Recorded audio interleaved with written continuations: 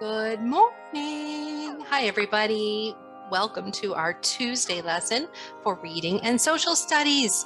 I'm glad you're here. Let's get started. First thing we want to mention is our new birthdays. That's right. So we are going to celebrate July and August. So congratulations to our birthday friends, Miss Madeline and Mr. Anthony. Congratulations, guys. I'm so proud you're growing up so fast. I hope you have a wonderful birthday. Madeline in July and Anthony in August. We'll celebrate them all month. All right, guys, here we go. Thank you for keeping your promise, your Zoom promise to participate, being respectful, being on time. Thank you. Keep your microphones muted. Include your name in the chat or change it on Zoom. Stay in your spot and keep your eyes on the screen where all the magic happens. What are we doing today, Mrs. Cruz? Oh, I'll tell you. Well, we went over our Zoom expectations, so now we're getting ready to Nearpod. And I will share the Nearpod with your families later today so you can hopefully practice on your own. Then we're going to talk about key details in a text. That's right. Today is all about comprehension, understanding what you read in a text and be able to explain the key details that you read in a text. All right. So we're going to go over that a lot today. Then we're going to have a quick stretch or brain break. And we're going to jump and dive into our social studies super fast lesson. All right. So let's get started. Oh, and then we'll answer any questions. And if you're here with me, you'll get to choose a game at the end, and then we'll be all done. All right. So are you ready? Are you ready? Let's Nearpod. I'll meet you over there in just a second. And here we are. We're at the Nearpod.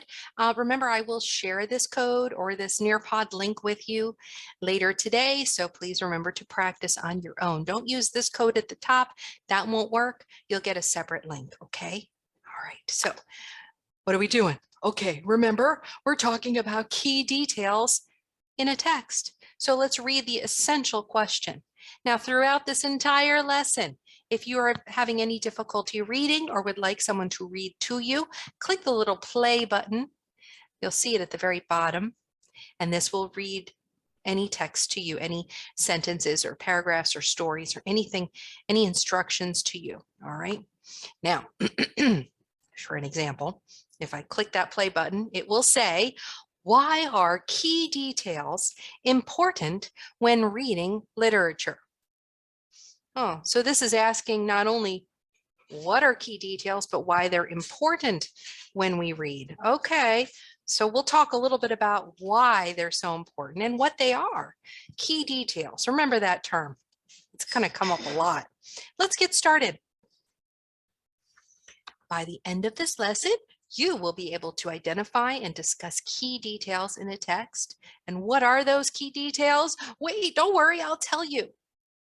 They are the characters, the setting, and the major events that happen in a story. Okay, those are the key details. So we're going to learn a lot about what they are, how to find them, and how to write them down so you remember.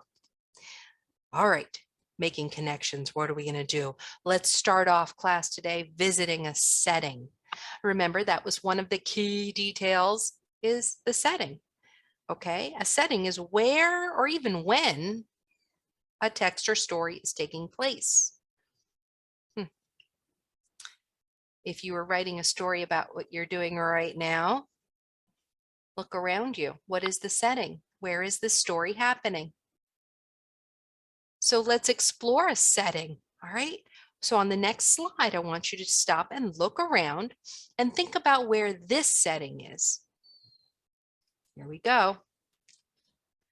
Take a moment to walk around and imagine that there is a story that takes place in this setting.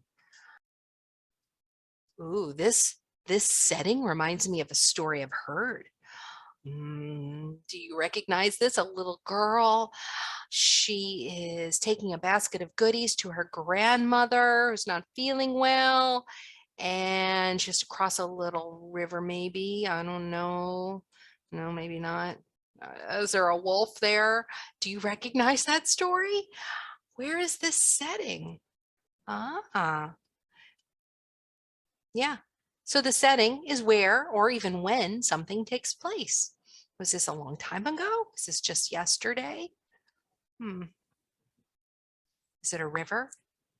How about the woods? The forest? The mountains? Where would you suggest this is? Okay, so you could tell a whole story in this setting, couldn't you? Yeah. All right, so now we know that the setting is a very, very important key detail when telling a story. Yeah, we have to know where things happen. So on your own, you can do this to practice. It says, think about the setting you just visited. Where was it? You can use pictures or words to describe the answer to that question. Where was this setting? All right, and remember, if you can't read the directions, click that little play button at the top, little blue button way at the tippy top, and it will play the directions to you. All right, so I wonder what you're going to draw there to show where and when the setting was. All right, let's move on. On the next slide, we're going to listen, read a story, and as we read, we're going to pay attention to the key details that do tell us about the characters, the setting, and the major events that happen. All of these things are helpful to know the main topic. Yeah, and we'll talk about that at the very end. All right, but we do need to know who the characters are, the setting. We just practiced the setting, and now the key events, the main events that happen throughout the story. After, you will think about the story and complete some activities in some graphic organizers to help you better understand the story. All right, and then we have a little quiz at the end to see if you remember the key details and can pick them out of the story. So here we go. We're going to listen to a story. You have little gray buttons at the bottom. Now they're way down here, and that will advance your story. Okay, so you have to look for the gray arrows at the bottom. You can also click the play button at the top, and that will read the story to you. Okay, so I'm going to read the story. I'm going to click these little gray arrows way down at the bottom to turn the pages. But listen as I read the story, and then we will talk about those key details. This one's called Coco's Shadow by Naima bint Robert, illustrated by Jennifer Elmeyer. Coco's Shadow. Coco was only knee-high when he first noticed his shadow. He had been walking along, minding his own business, when he saw a dark shape on the ground. It scared him, and he took a step back. The shape took a step toward him. He took 3 steps back, and the shape took 3 steps toward him. Oh no! What is it? Coco ran around the corner and hid. When he looked out again, there it was, right in front of him. He quickly ducked back. When he peered out, he saw that the shape was peering at him too. Maybe it was shy too. Shy, you know, you don't want to really be talking to too many people. You're nervous. Coco gave a little wave. The shape waved too, so it was friendly after all. Oh, it's not shy. Coco stepped out, and the shape did the same. All right, so as you read, stop and think about our key details. So far, who do you think the characters are?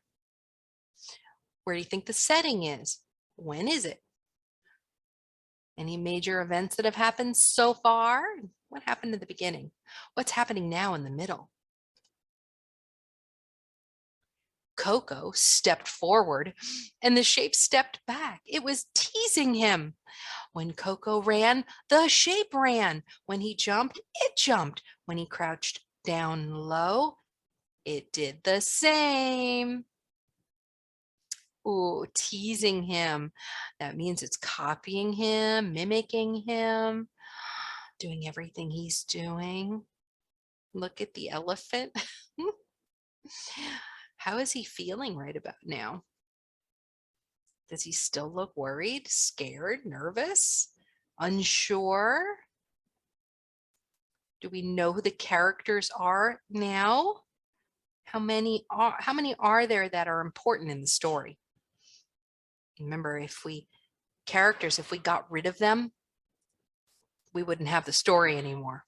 Think about that. There are some things I see there that are in the pictures, but they're not really in the story. All right, let's finish up. Mom came over, pointed to the shape, and said, "That's your shadow." So it had a name. Shadow, Coco said softly. He laughed. Shadow seemed to laugh too, silently. Shadow, shouted Coco. He waved again at his newfound friend, and it waved back. It was a friendly shadow. Coco and his shadow became great friends. They were always together and never got tired of each other's company. I wonder what your shadow is doing right now. All right. So did you have a chance to think about this? Were there any new characters that came in that changed the story a little? I see pictures of things, but they don't seem to be doing anything in the story. If they're not doing anything in the story, then are they really characters? Nope, not really. Have you been able to tell the setting yet? Where it takes place? All right, do you know what happened at the end? Because that was the end of the story. So what happened at the very end? That's an important key detail. Think of an event that happened at the very end. Now it's time to practice. When you are done reading, when you finish your story, hopefully you've asked questions along the way. It's now time to practice writing down those key details. Who were the characters? Where was the setting? What were those main key details that help tell the main topic? So on the next few slides, we were going to answer questions about those key details, and then we're going to fill in some organizers there and like a map of the characters, setting, and key details. And after we finish practicing, there'll be a quick quiz. All right, so you can tell me if you remember some of these very important key details. So one more time, let's go over what those key details are. Notice a picture of a key. You can't get in the house without a key. It's very important. So when you see a key, you think of it has to be very important. So let's talk about those key details. The first one is the character or characters. They are the person, the people, or an animal in the story that is part of the story. It's making the story happen. If you can get rid of something and it doesn't change the story at all, then it really wasn't a character. So I saw some of those in the story. I saw something flying.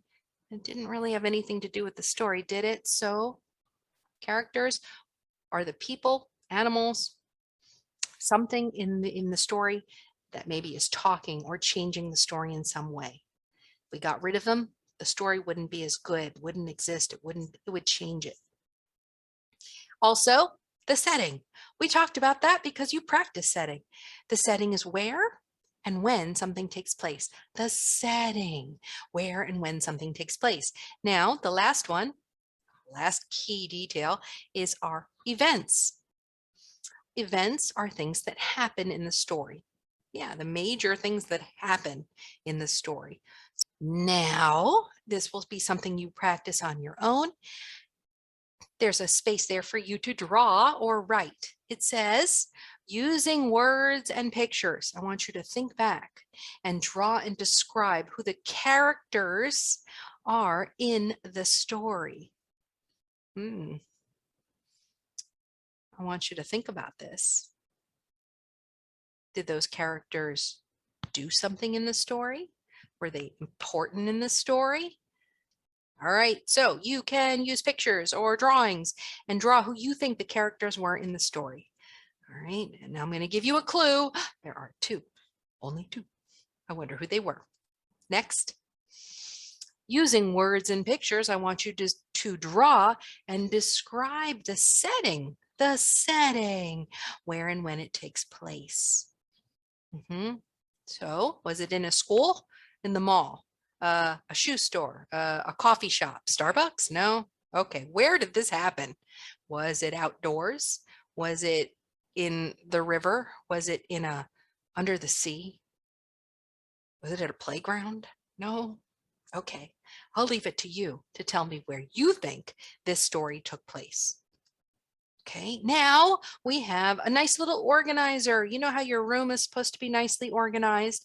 Well, so is the information in the story. If I told a story and it was all out of order, it wouldn't make sense, would it? So here is a great way for you to place the events of a story in order as they happen. Think about that. Now, I love these charts because this talks about the beginning of the story, the middle, and the end. It's broken up into 3 sections, beginning, middle, end. I'm going to help a little bit with this one. I want you to think about what happened at the beginning of this story. Do you remember the very, very, very, very beginning of the story? Who was it?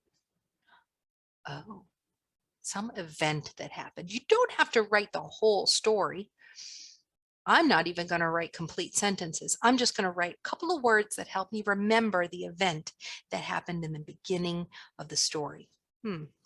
I remember now. He was scared. The baby elephant was what? He was startled or scared by a shape that followed him. Whoops, spell it right. Followed him. He was scared. That's what happened in the beginning. He was startled. He was surprised by the shape. All of a sudden, it was following him. Very nice. Is that the beginning of the story? Yeah? Okay, let's talk about the middle of the story. Now, remember, when you think of a big fat book or a movie, the beginning is really just the first few seconds or minutes, and the ending is just the very last part. So all the events happened in the middle of the story. Now, this is where it's important to make sure things are in order. Yeah, that we tell the story in order so it makes sense. So if I'm thinking back, after the elephant was scared by the shape, what did he do next? Remember, an event is something that happens or occurs, something someone does that's important to remember. Let me think. Oh yeah, he hid. He hid from the shape. Do you remember that? So I'm just going to write a couple of words in there. Elephant hid. Let me write his name in there, although I don't remember his full name. I'll just write K so I remember. It started with a K. So K, the baby elephant, he hid from the shape. Did he know what it was yet? Nope, he sure didn't. Then what happened next? He started to run and jump. And what was that shape doing? The shape was copying him. That's right. Let's see, what were all the actions that he did? He ran and he jumped. And what else did he do? Let me see. He ran, he jumped, and didn't he do something else?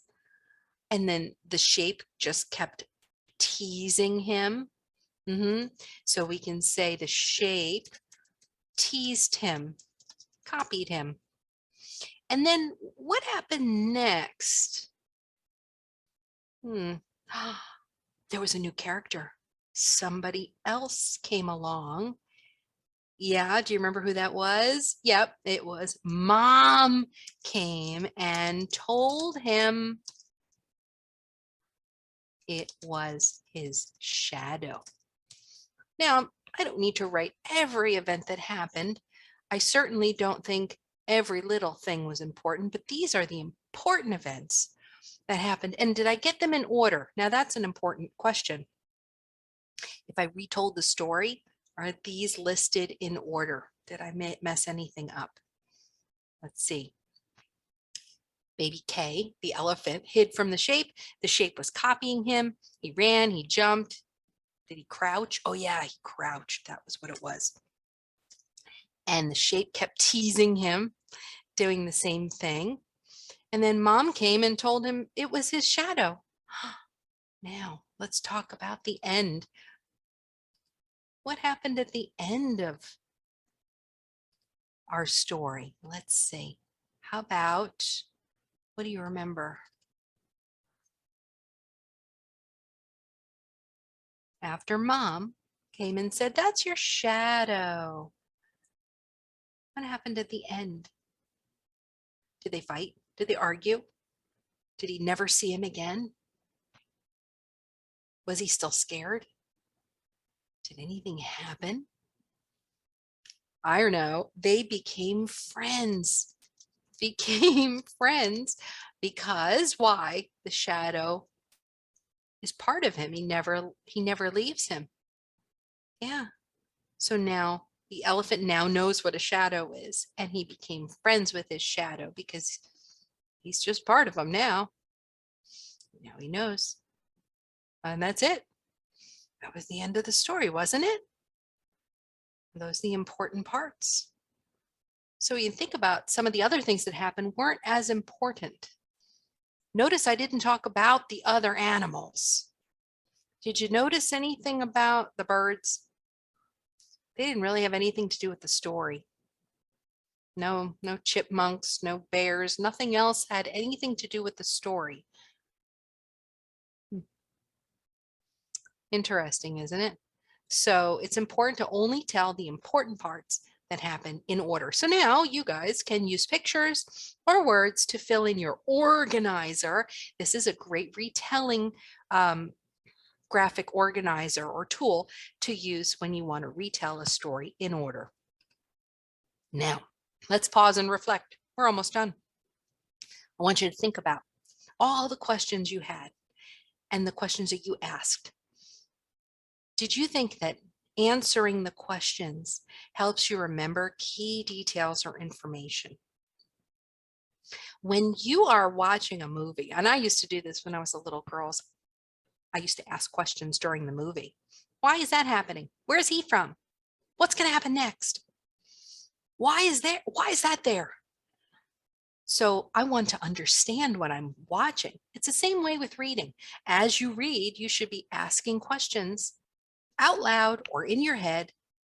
And as you read, you should be able to answer those questions when you learn a little bit more. After every page, even after every paragraph I read, I stop and think and I ask questions so I can understand what's happening in the text. So asking and answering the questions helps you describe the story. Right? Here is what we call a story map. This is another great tool that puts all the information into one place. We have a spot for our characters, we have a spot for our setting, and we have our beginning, middle, end. Remember, you don't have to write full sentences. This is just for you to write quick little words or phrases to help you remember who were the characters, where was the setting, what happened in the beginning, the middle, and the end. You will use the story map a lot in your school career. Yes, even in high school, they use these. So get used to using them and feel free to fill them out using words or pictures. And the directions say, now it's time to fill in a story map about the characters, the setting, and the events in the story. Use pictures and words to fill in key details for each box in the story map. And what are our key details? Characters, setting, and the events that happen in the beginning, middle, end. Once you fill this in, you will now know what the main topic of the text is, and you'll be able to retell the story using the information. Imagine trying to retell a story and forgetting who the characters were. Trying to tell a story and not knowing where it takes place. Telling a story and forgetting the whole ending. or the whole beginning. So this will help you remember all of those details. All right, guys, key details. Let's review. It's time for our quick quiz. We're going to go very quickly through this. There are 5 questions. The first question is, who is the main character in this story? Who was the character in the story that it was all about? Was it A, the shadow? The shadow talk? Was it B, the tiger? The tiger.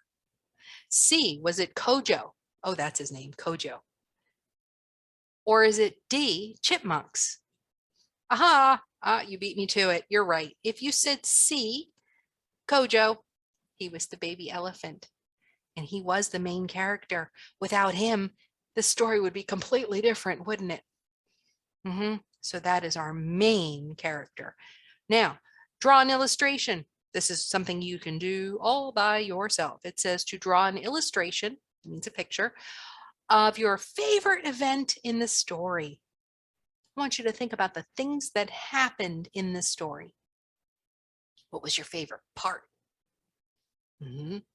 Now, it says to include the characters and the setting in your illustration. That means that I want you to color this just like it was a page in the book. It should be showing you the background, the setting, where it is. So maybe, what are you going to draw? Some trees? What was in that story? What kind of background or setting would you draw? And then it says to include a character. So are you going to draw about Mom? You're going to draw about Kojo. Now, what was the event that happened that was your favorite part? Now you get to tell me how you feel about retelling a story using key details. Okay, so after today's lesson, how do you feel? How confident do you feel? Circle the red circle if you're still confused, you need a lot more help with key details and retelling a story. Circle yellow if you just need a little extra practice, maybe telling stories in order, maybe just remembering one of the things that happened, one of the events. Maybe you just need a little help with what the main topic is. And how about green? Circle green if, oh, I've got this. I'm a pro. I know how to retell all the key details in a story in order and tell the main topic. What is a main topic, Mrs. Cruz? Well, let me tell you. A main topic is what it's all about. So I want you to stop and think about our story. Kojo. What was it all about? Was it all about how to wash elephants? Was it all about how to feed elephants? Was it all about teaching elephants tricks? Nope. If you went to a library, they organize books by main topic. Yeah. Sometimes librarians like to put all the cooking books in one section because maybe they all have to do with cooking, maybe baking or making recipes. But over here on this side of the library, they have a section for traveling. So they can put all the books with the main topic of travel over here. So what was the main topic of this book? Yeah. Was it all about teaching about shadows? Oh, we can put this book into a section about shadows. What do you think? Is that the main topic? Yeah, teaching a little kid about what a shadow is. Okay, maybe that's what it was. Yeah, I think that's what it might have been all about. All right, guys, that's the main topic. Now, we are going to take a very quick brain break, and I am only going to play about a minute of this, but you can practice more on your own. This is a fun brain break, great for summertime. It's called the Mario Run. So we are going to play just about a minute, but like I said, on your own, you can practice it. We just don't have that much time right now.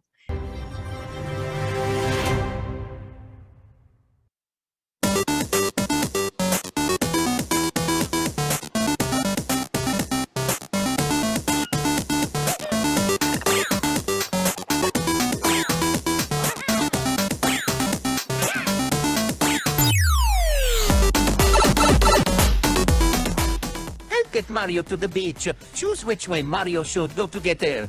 Perform the pose to show you choose. Choose correct and get 1 point. Then dodge the obstacles. Be ready to freeze along the way. Good luck, and now let's go. Okay, what do we have Which to do? way should Mario go to get to the beach?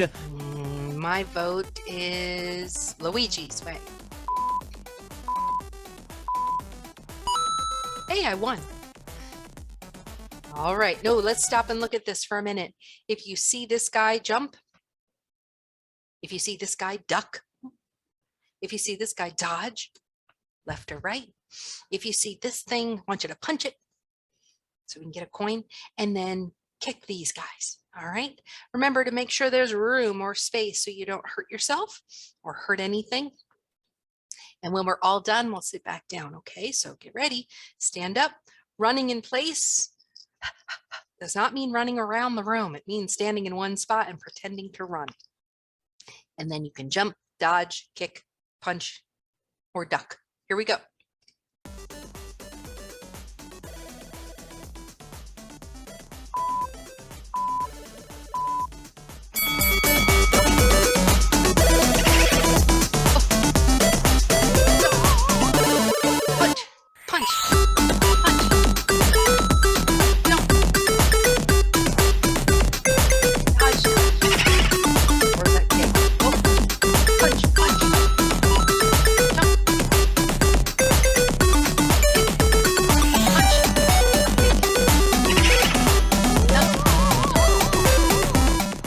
Should Mario go okay, to guys, get to the beach?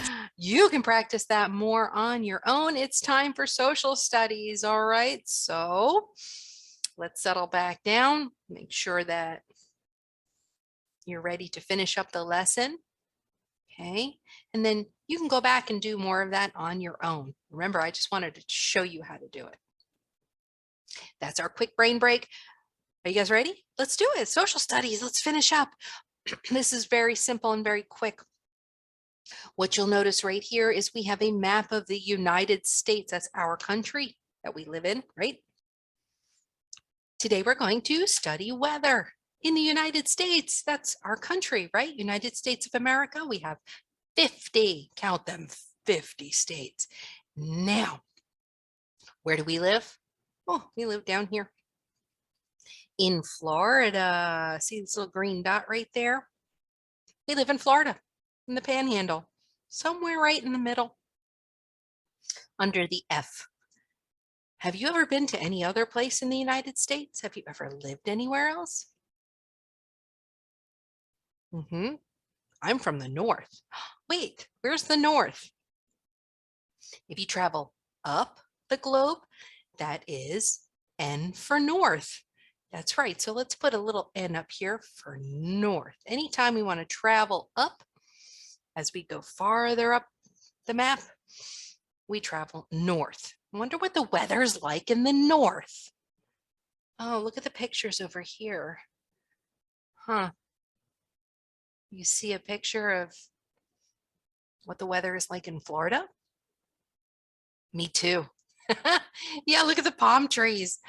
It looks like that, doesn't it? Kind of warm and tropical. So we live down in the south. The opposite of north is south. We live way down here in the southern part of the United States. Now, so we said that the south looks a little bit like this. Does it also, do you see another picture? Yeah, that was on a sunny day. You're right. Do you see a picture of what it looks like when there is a storm in the south? Yes, I agree. Look down here. It's like a hurricane or a tropical storm. We've seen those.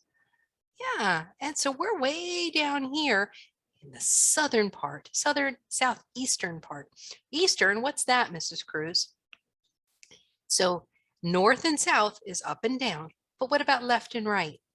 A way to tell direction is to move left and right as well.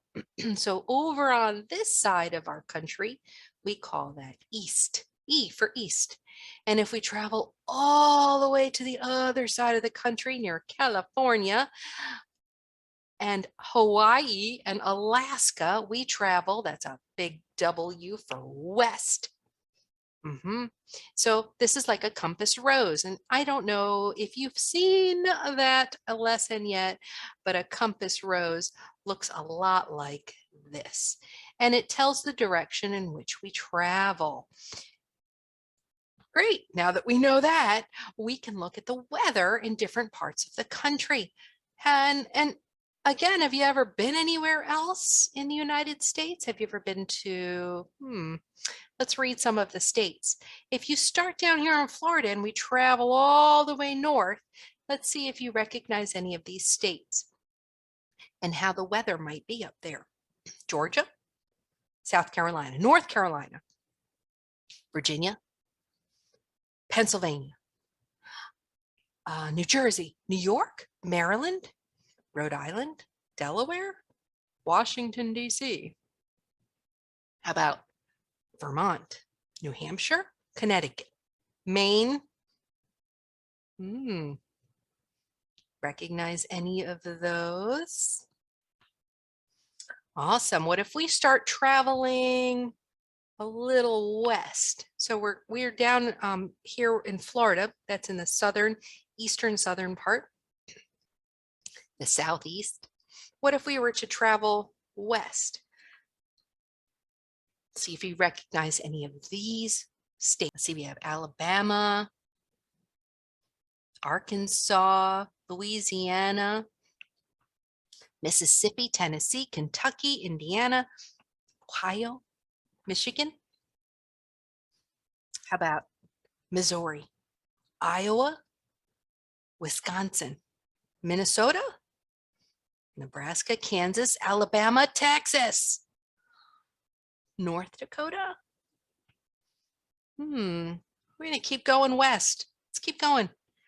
How about New Mexico, Colorado, Wyoming, Montana, Idaho, Utah, Arizona. How about Nevada? Ooh, Las Vegas, Oregon, Washington, California. And then if you travel way up, Alaska. And then if you travel way out, Hawaii. All right, now the question of the day simply is, what is weather like in different parts of our country? We know what it's like in Florida. Do we get any snow? Where do we get snow? What about the dry? Any places where we get a lot of drought and dryness? Where's the desert? Snow. Needs to be cold for snow. Where do we need to go? North. If you said north, you're right. So pretty much anything toward the top of the United States is going to see snow, icy storms, right? Might have a lot of the seasons change. Maybe their summers are really short up north. They have long winters. What do you think? Okay. What about where the hot weather is? Oh, if you said the opposite, if you said go farther south, you'll see some hot weather. That's right. And you'll see a lot of storms, maybe tornadoes, the farther south you go. You might even get hurricanes. You're familiar with those, aren't you? So hurricanes love hot weather. So that's why we see them down here in the south. And then these twisters, these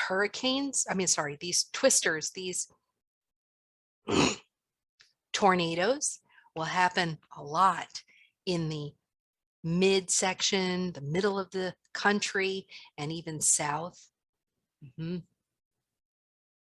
So weather is different depending upon where you live in the United States.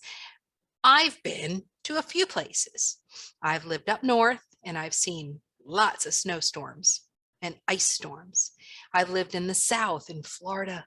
That's right. So I've seen hurricanes and tornadoes, tropical storms. I've also visited other states in our country. I visited, let's see, Nevada and California and North Carolina and Georgia. What's the weather like out there?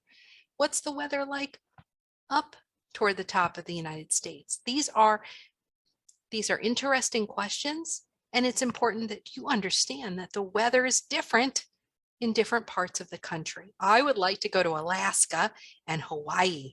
Alaska is way up north and it can get very cold, right? And I'd like to go to Hawaii where it's way down south. I think, and very far west. And I think they have some storms there, but beautiful weather. Yeah, beautiful, beautiful beach weather in Hawaii, right? All right, guys, it's fun to explore weather. It's interesting to understand that weather is different depending upon where you live in our country. It's not all the same. All right, guys, now here to finish up our weather discussion, we're going to talk about who hibernates. Now, we talked about in this module that certain animals will sleep. They'll hibernate during certain seasons. When they can't find food, when it's not warm enough, when it's not the ideal season, they will actually rest their bodies and brains and hibernate during the cold or the snow. So here is a question for you. Can you remember where they hibernate? So let's talk about that. So let's talk about, oh, I know this one super fast. You can draw a line from the bear to his den. Ooh, almost got lost there. That bear hibernates in his little den. He kind of builds himself a little den, hides in there and sleeps. If you ever see a bear den, don't go in it. Let's talk about, oh, the cave. I know this one. Bats love caves. So I'm going to go right to the cave from my bat. Now let's talk about, ooh, the snake. The snake likes to hide underground. That's the best place for him. So let's put him under a rock or underground. He can rest there. He can hibernate there. He needs warm weather. So when he's cold, he can rest his body until it gets warm again. How about the bee? Oh, well, we know bees love to make nests in trees. Let's draw a picture, a line from the picture of the bee to the tree. Yes, he'll build his hive in there and hibernate. All right, so in social studies, we did two very important lessons. We learned about how weather affects different parts of the United States. We learned also how weather affects animals. And we learned how weather affects the environment and all the activities that we might do. We don't hibernate, but we may stay inside when it snows, when it's raining, right? Some of these storms can be pretty dangerous. And if it's cold, we want to stay warm. If it's hot, we may get some air conditioning or may go swimming. It can affect what we do as well. Guys, we're all finished. Thank you for learning with me. It was a pleasure, and I hope to see you tomorrow for our math and science lesson. Have a great day.